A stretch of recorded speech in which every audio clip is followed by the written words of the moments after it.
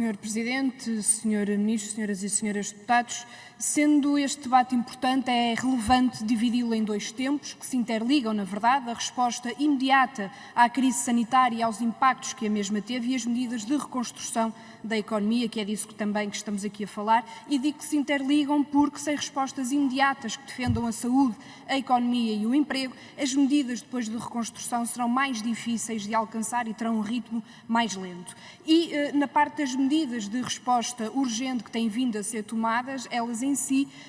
significam uma escolha sobre o caminho que se quer também para o futuro e, infelizmente, parte da receita do período de austeridade está já, do nosso ponto de vista, a ser utilizado. Temos, por um lado, desvalorização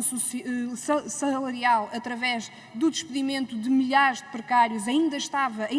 antes da declaração do estado de emergência, e através do corte operado pelo layoff e o apoio para acompanhamento aos filhos. Mas temos também a nacionalização dos prejuízos, ou seja, ao mesmo tempo que se continua a permitir a distribuição de dividendos, o Estado assume os custos do desemprego e os acionistas, esses, vão guardando os lucros em offshores para mais tarde despedirem e voltarem a pedir apoios ao Estado.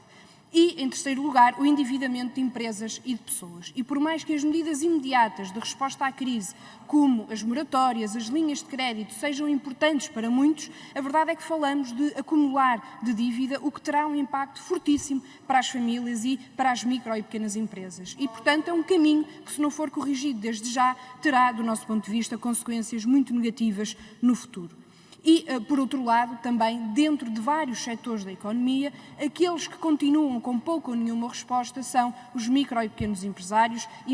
em nome individual, algo que nos preocupa bastante, já tivemos a oportunidade de discutir com o Sr. Ministro essa matéria. E apesar da tentativa de dizer que ninguém ficaria para trás, a verdade é que muitos estão a ficar para trás. Milhares de microempresários continuam até hoje sem conseguir aceder nem às linhas de crédito, nem a qualquer outro apoio existente, e isto acontece, parece-nos, porque se esqueceu a verdadeira dimensão do tecido económico português e basta ver os dados mais recentes do INE que revelam, sem surpresas, que são as microempresas as mais afetadas pela crise. E ao mesmo tempo que isto acontece, os abusos proliferam nas grandes empresas, que apesar disso conseguem aceder aos apoios de Estado. E não era difícil ter travado isto, Sr. Ministro, obrigar à renovação de contratos precários durante a pandemia, proibir distribuição de dividendos, por exemplo, como o Bloco de Esquerda propôs, protegeria emprego, salários e capacidade produtiva do país. E falamos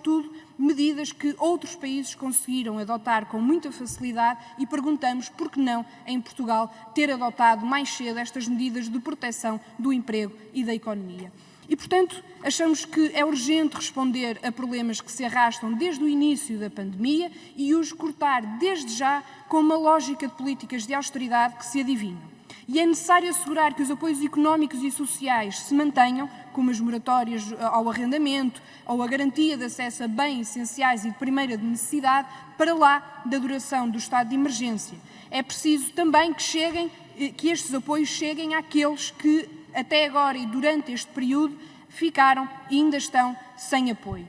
O Governo discordou do Bloco de Esquerda nas medidas que apresentámos na defesa do emprego e de injeção direta de capital nas micro e pequenas empresas para pagamentos de salários. Preferiu o mecanismo de layoff simplificado, que tem as limitações que já referimos, reduz o rendimento dos trabalhadores, trata de forma igual empresas que têm dificuldades reais daquelas que vinham de lucros de milhões e, acima de tudo, deixa para trás milhares de trabalhadores precários. Mas chegados aqui, temos de perguntar sobre esta medida específica do layoff simplificado, que foi a escolhida pelo Governo, e as notícias recentes indicam que os salários dos trabalhadores poderão estar em risco por atrasos na segurança social e, portanto, exige-se uma resposta também do Governo clara sobre esta matéria. Os trabalhadores não podem, de facto, ficar sem salário nem sem nenhuma resposta porque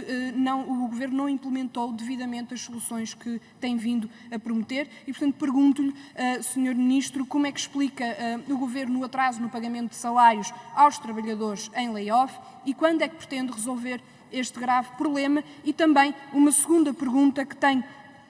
tem que ver com o papel da Sociedade de Garantia Mútua dar os créditos às empresas. Têm sido muito relatados